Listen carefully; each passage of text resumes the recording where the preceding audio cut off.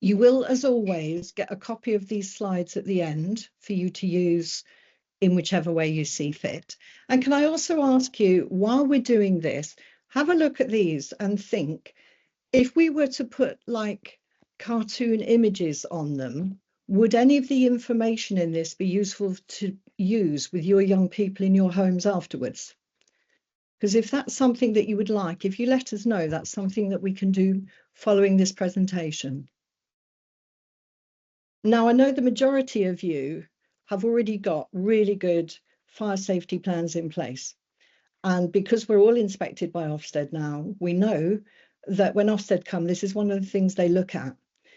But we don't have the fire information in place for Ofsted. We have it to protect our children, don't we? And it doesn't matter what we've got in place, there can be occasions when fires happen. So this is one of the homes in one of the companies I was involved with after the fire. It was a supported accommodation provision, 2 young people and 1 member of staff. The preparations for what could happen and the reactions following were praised for their efficacy by the fire service and local authority commissioners. They were amazed at how quickly we reacted, how quickly things were sorted, and how safe the children were, given how quickly the house went up. And you never know until something happens with a fire, which parts may be in there that can lead to fires happening more quickly. Have any of you been involved in a fire in any of the premises you're involved with? I can see some shaking heads. No. We never think it's going to happen to us, do we?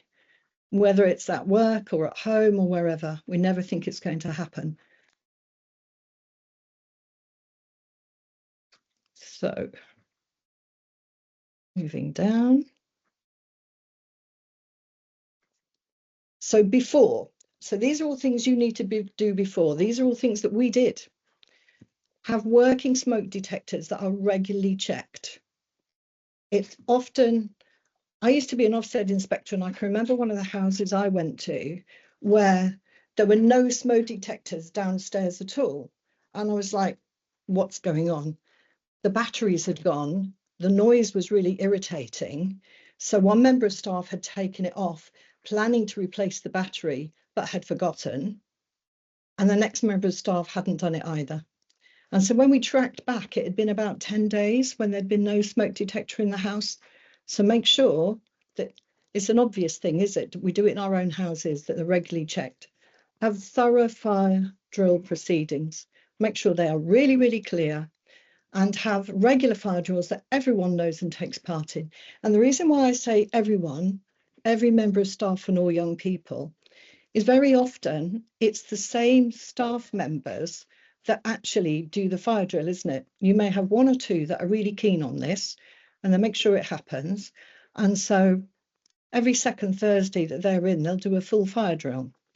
So they know how to do it in detail, but do all of your staff. I know it says in regulations that within a short period of time of a new child coming, a new member of staff starting, you have to have a full fire drill. But be honest with yourselves, are you? Do you have a full fire drill so every member of staff, including you, would know what to do if there was a fire, as well as your children? And ensure that fire drills take place at night, as well as during the day. Too often, fire drills can happen at 3:30 in the afternoon, when the fire could be during the night.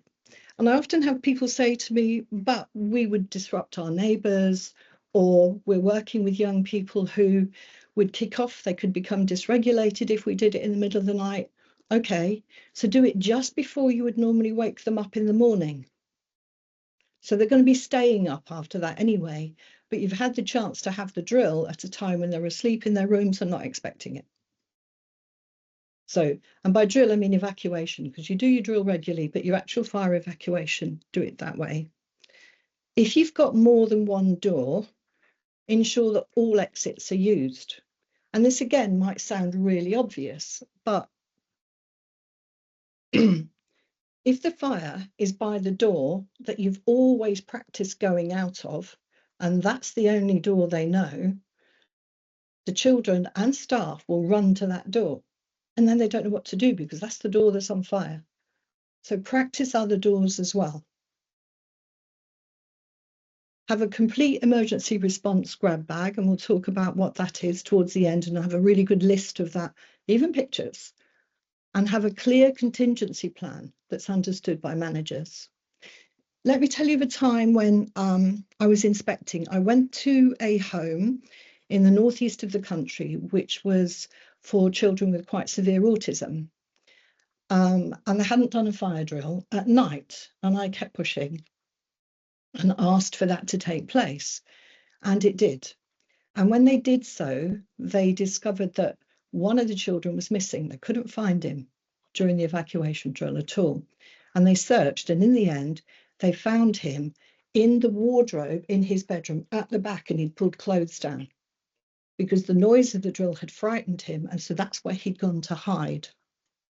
Something like 11 weeks later, they had a real fire where a toaster on a floor below where this child was set on fire, and there was smoke, and it rose all the way up through the house. Because the staff knew, and because they'd updated their risk assessment to say, if there is a fire or if there is an evacuation during the night, go and look in that wardrobe, and a member of staff was identified on each shift to do that, they were able to go and find that child who was hidden in the back of the wardrobe. So fire evacuations, fire drills are really, really important. And we can't, I know we might think, oh my gosh, it's just something else to tick off. You never know. Has everybody already got all these things in place? I'm sure you have, haven't you? Yes, we do. Good. So during the night then, this is what happened. At 3 o'clock, both the young people and the member of staff were asleep in their bedrooms when the smoke alarm sounded. Ginny, who was the member of staff, came out of her room to find one of the young people, Hermione, in the hallway. And Hermione had already put her jacket on, and she'd picked up her bag, and there she was in the hallway looking all round. There was a strong smell of smoke, but Lucius, the other young person, was still in his room. Hermione immediately left the building, and she went to the pre-arranged meeting point because she knew where to go and it was safe, and she went there. Ginny banged on Lucius's door to wake him, and then opened his door when he didn't respond. There was a lot of smoke, but little flame, and Ginny was able to rouse Lucius and get him to leave the building with her. He was fast asleep in bed still. Ginny rang 999 for the fire brigade, and then the on-call manager, because even though it was during the week, this company always still have an on-call manager that you can call if there's an emergency for the staff. Because with supported accommodation, a lot of the time, staff work alone, don't they? It's lone working policies. So who have they got to call? Is it really clear that they've got somebody that they can call? The on-call manager then rang the registered manager, who's also a director, and the on-call director, because in this company, as well as an on-call manager, they have a second tier of an on-call director. So the two were called. The on-call manager left her house quickly, but as she did, she grabbed from her pile of laundry jumpers and foot coverings, just in case, and went to the hall, went to the house. The on-call director rang the handyman, the company's handyman, who's also the health and safety lead, and then all of them headed to the house, the directors, the handyman, the on-call manager. And you might think, that's overkill. Why would all those people go to the house? But when they got there, they found Ginny, Lucius, and Hermione all at the muster point. Lucius was only wearing shorts, was shivering, and didn't have anything on his feet. The fire brigade had already arrived. The property was ablaze. As you saw from those photographs, it was well ablaze. Some neighbours had been evacuated from their homes because even though it was a detached property, it was a detached bungalow sitting in a garden, because of the wind and the strength of the flames, there was a risk of houses either side catching fire. So they'd all been evacuated as well. The police had arrived and an ambulance was on its way. because Lucius was still, he was awake, but he wasn't wonderfully awake. So they were concerned about him. So they were able to give Lucius some warm clothes immediately and some socks to put on. Advised the fire brigade as to the layout of the home and where things were located. And that proved to be really useful. Because it was an old property, a very old property, things weren't in, and it had been slightly converted to have our children in. Things weren't in the places that they always thought they would be. So that was in there. Support Ginny, Lucius, and Hermione, who were upset and in shock. Speak to the police to explain what the home was, because the police were a bit concerned. Hang on, there's this woman and these two obviously different young people who aren't linked with, you know, what is this all about? So they spoke to the police and reassured them. Speak with the ambulance service and support Lucius, because he was then taken to hospital to be treated for smoke inhalation, and Ginny went with him, so that he had somebody familiar with him and Ginny could be checked out at the hospital as well. Any questions at this point? Anything any of you would have done differently or the same? No? Okay. So then, obviously, they've got nowhere to sleep now, or their belongings have gone. So Hermione, the young person, the duty manager and duty director all went to the company's head office as a safe place, warm and comfortable there.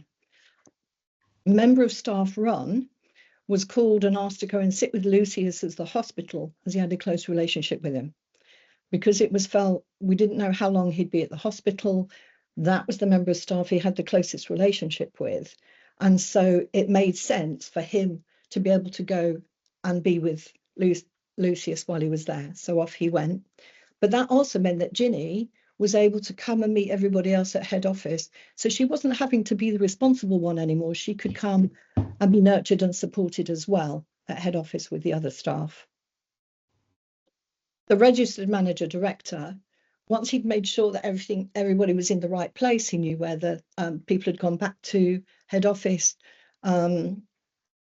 He then went and got food for everybody. This is the only time, this director, it's the only time I've ever known him in 7 years buy McDonald's. He doesn't approve of McDonald's at all, but he knew that in particular, Hermione loves it.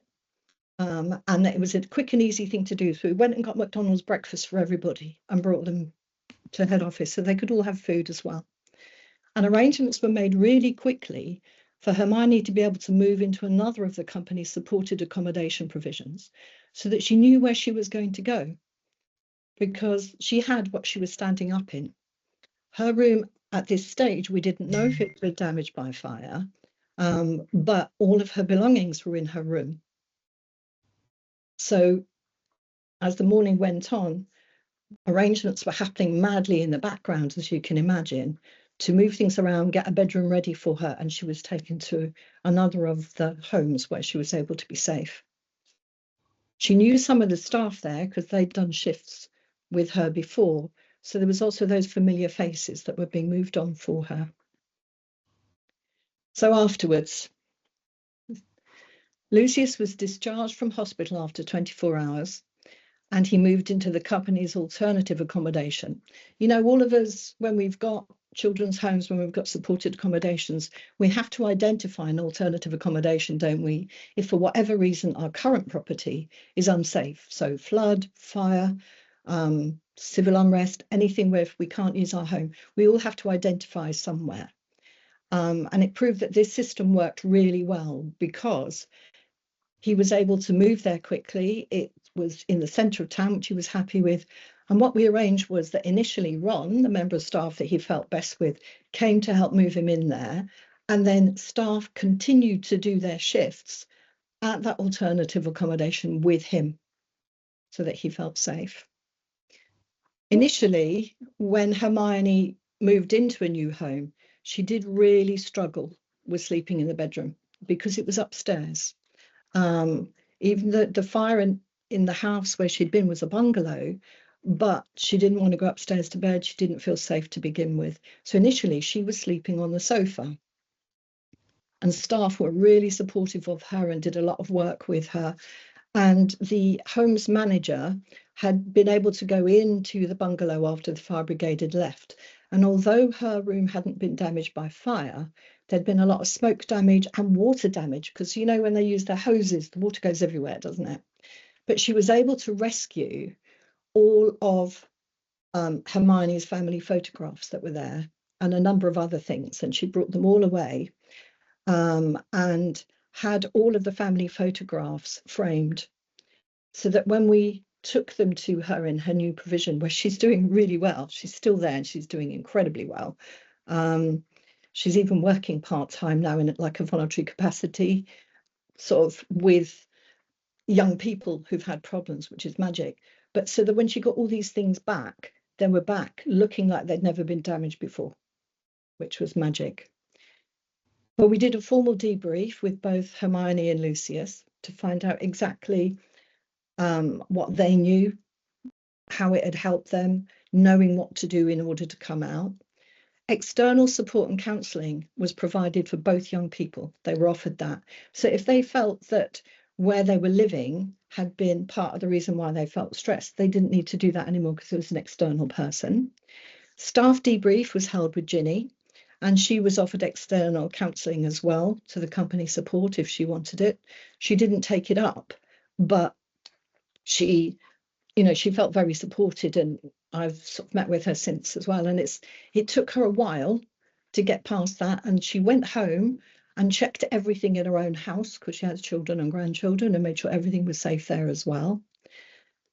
And then the homes manager and the senior management team met for a debrief and organisational lessons learned discussion a week after the fire. So it was still fresh, but also we wanted to know clearly what we'd done.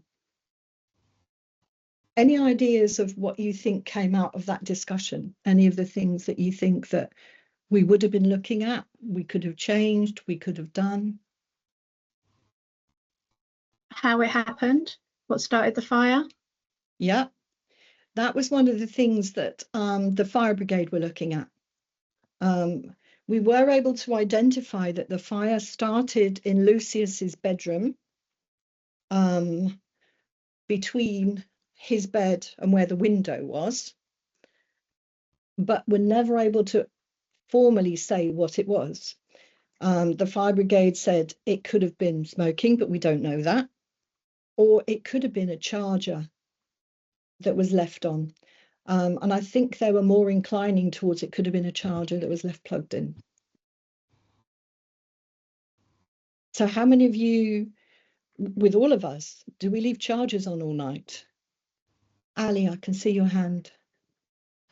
Yeah, I was just wondering, with the debrief and kind of lessons learned, whether it's changed any practice or policy for the other homes that you've got. Okay, coming on to that then.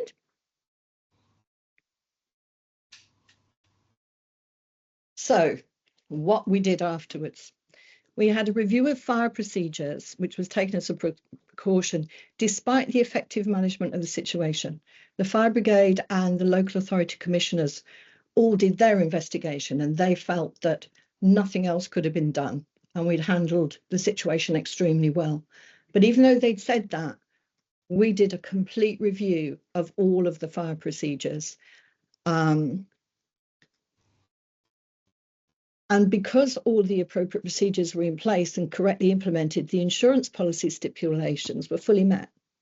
And that was another underpinning, if you like, for us, because the insurance company also came out and did their investigation. So it sort of showed. But the strategic management leadership team engaged an external company to conduct a fire risk assessment across all of the homes in the company. We'd all looked at it, but we felt, just because we're not fire people, just in case, we've got an external company to come in and look as well, and all of the procedures were fine. Their report, sorry, I just need to move you over, was discussed in the management meeting on the 15th of May, so 2 weeks afterwards, and has been implemented across the entire service. We also had and that was more around Things like charging cables. Do we know how safe they are? Plugging them in. And I'll be able to give you more detail on what we've done around that. Plugging them in, not leaving them plugged in overnight. Are all plug sockets regularly checked? That kind of thing. They were all fine in this property, but then we made sure that we did that in every single home that we're involved with, both children's homes and supported accommodation. We had discussions with Hermione and Lucy's parents to reassure them and answer any questions they had about the incident.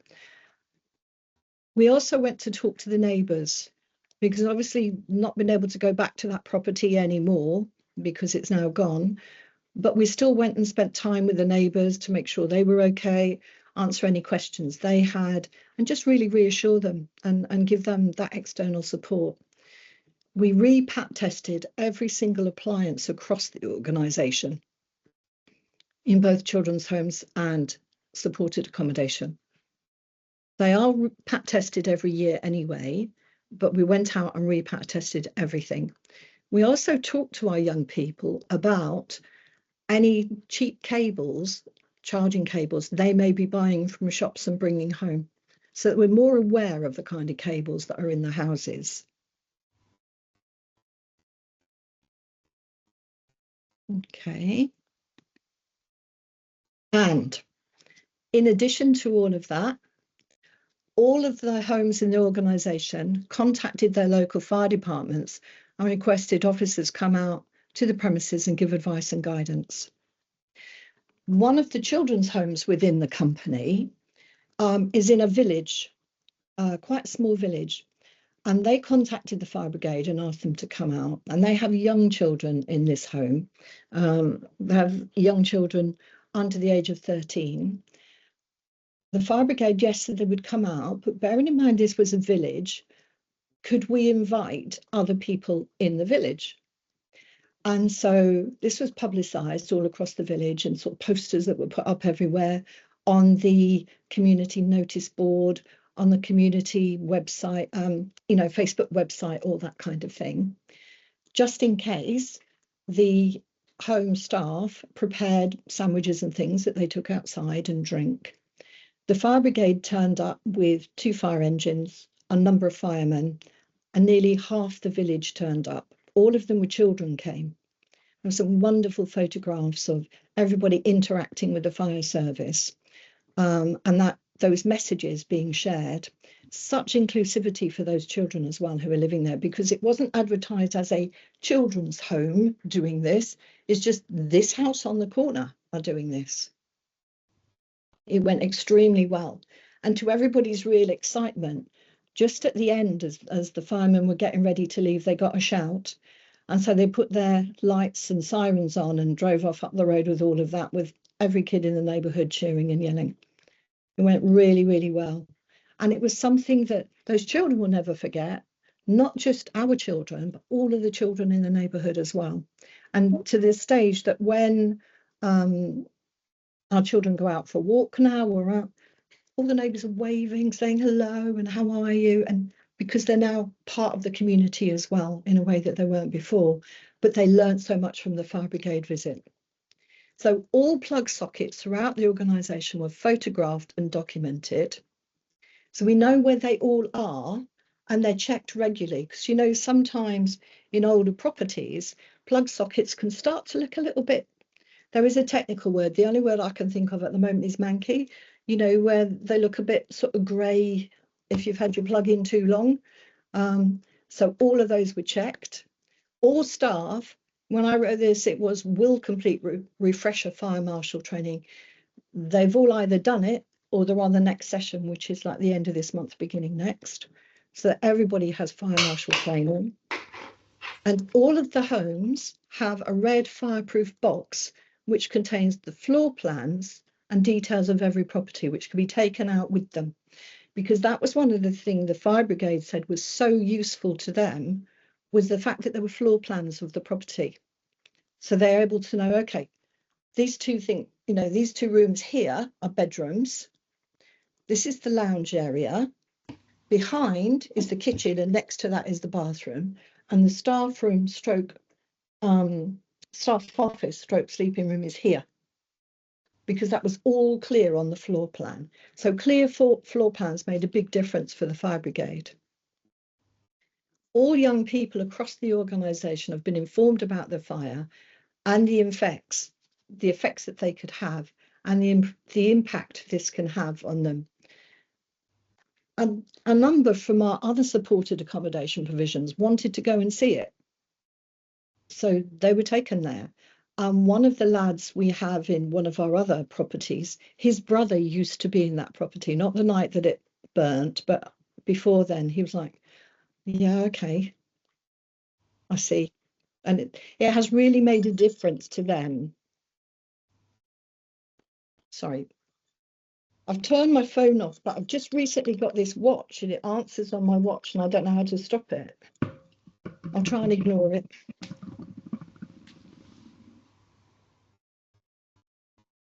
All new appliances, when we get them, will have a date, stamp and sticker of the date of purchase, regardless whether it's been pack tested or not, put on the back of them. And that's to allow us to trace back from a particular retailer and who purchased the item. And that way we know we are buying good quality products and we can see at a glance when and where. And the business continuity plan was updated. So there are all very practical steps, if you like, at a higher level than would have been there for the young people and the staff. But they will all benefit the staff and the young people because we know what we're doing now. Well, we knew before, but we've been able to take those lessons and move those into practice.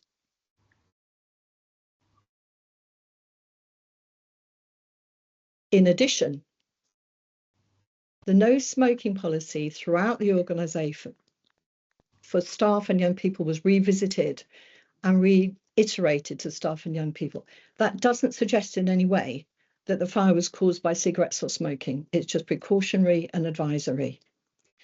We work really hard with our young people, don't we, to not allow them to smoke in the house. And it's the rule in every single supported accommodation, every single children's home that I know of. But they do sneak in sometimes and do it. So it's about us being aware, knowing when, and doing something about it so we don't get in this situation.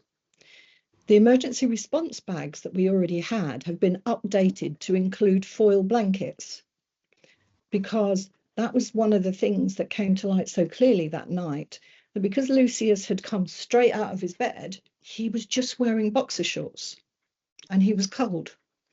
And obviously we were protecting him from the fire and he had to be at the muster point and all this kind of thing, but he was cold. And so a simple thing by having the foil blankets really helps, because you can put that around everybody. The organisation's maintenance man has updated his IOSH managing safety qualification. He already had it, but he's updated it so that that can be shared if need be. And when he comes out to do his health and safety checks, in addition to the ones that the staff are doing, they're even more underpinned. And he has also updated his inspection and testing of electrical equipment qualification. All of you, have you all got a qualified PAT tester within your organisations? Yeah, I can see some nodding. Good, yeah, really important. And one of the things that I think is equal, if possible, have more than one. You know, don't leave it all just to the one person. So if they're not available, or if you've got more than one property and you're worried about getting them all done in time, make sure other people know.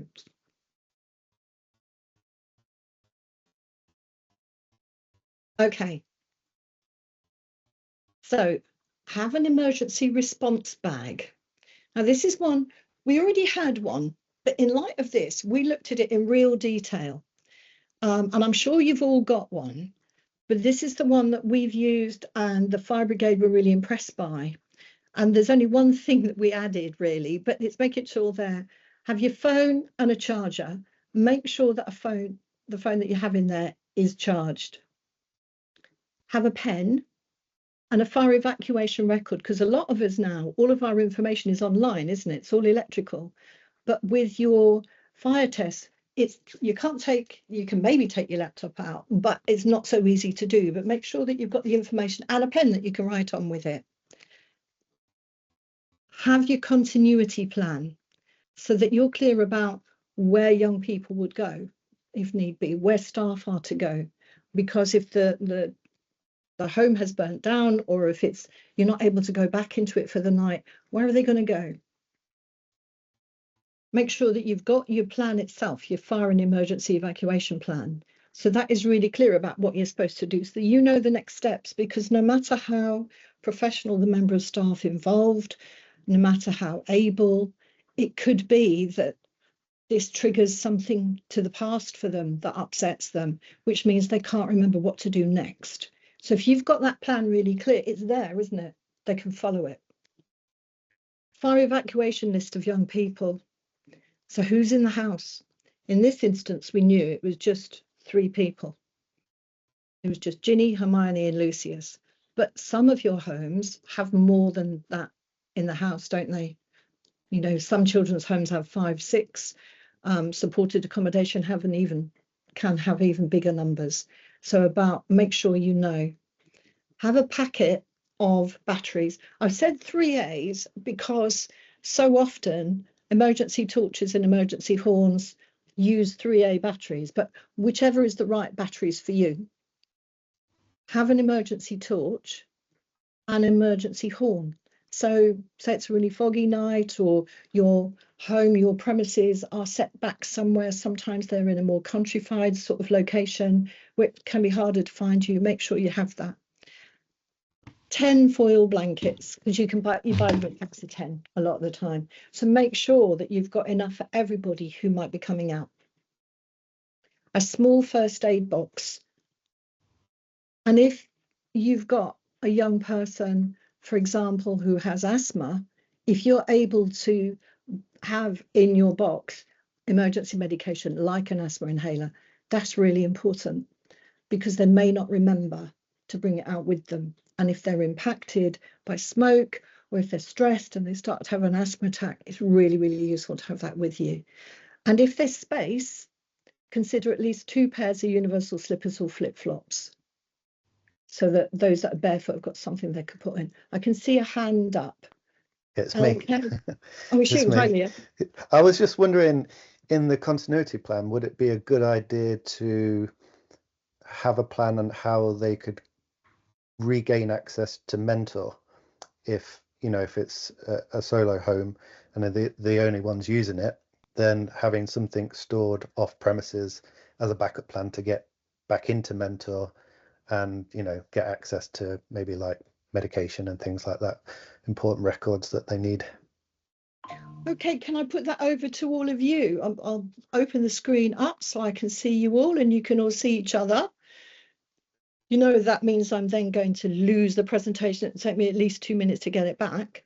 But I've got you all open there now. Let's throw this open to you. What do you think? Anyone? Well, I think it's a good idea, but I'm pretty sure we can access some files from different houses as well, because it's all like a central platform, isn't it? Yeah. Yeah. Sorry, Liam, I'm answering for you. Go on. No, yeah, that's correct. I was just from experience, I know what people are like with logins and things. Obviously, Mentor makes it a lot easier, if you forget your password. But having a plan in place for staff to quickly identify how they regain access, I think would be worthy of going into any plans. No, definitely, I agree.